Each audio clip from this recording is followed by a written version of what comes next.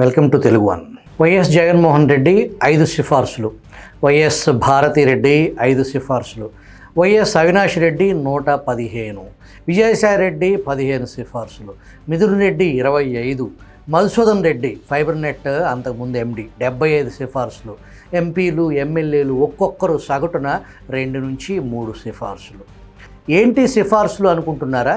తిరుమల దర్శనానికి వీళ్ళిచ్చిన లేఖలు అనుకుంటున్నారా? కాదు. గత ప్రభుత్వ హయాంలో వీటి ఆధారంగా ఏపీ ఫైబర్ నెట్లో నియామకాలు పొందిన వారి లెక్క ఇది. ఇప్పటి వరకు అధికారుల పరిశీలనలో ఈ వివరాలు బయటపడ్డాయి.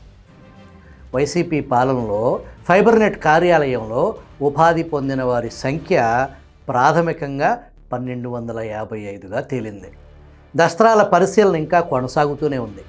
అర్హతతో పని లేదు, సంస్థ అవసరాలతో అంతకంటే సంబంధం లేదు.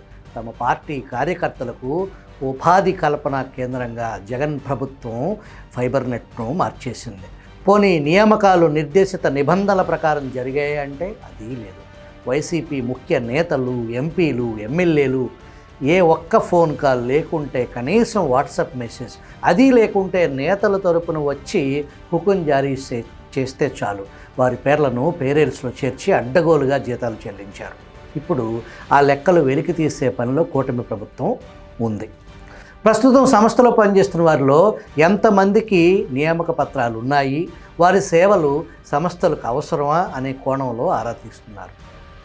జగన్ పాదయాత్రలో పార్టీ జెండా పట్టినందుకు సింగం హర్షవర్ధన్ రెడ్డిని ఫైబర్ నెట్లో అవుట్సోర్సింగ్ విధానంలో నియమించి ప్రతి నెల 75,000 చొప్పున 3 ఏళ్లుగా సంస్థ జీతం చెల్లిస్తుంది.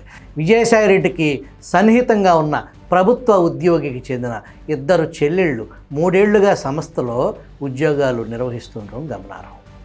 2019 నాటికి ఏపీ ఫైబర్ నెట్లో ఎండీతో కలిపి శాశ్వత సిబ్బంది ముగ్గురు.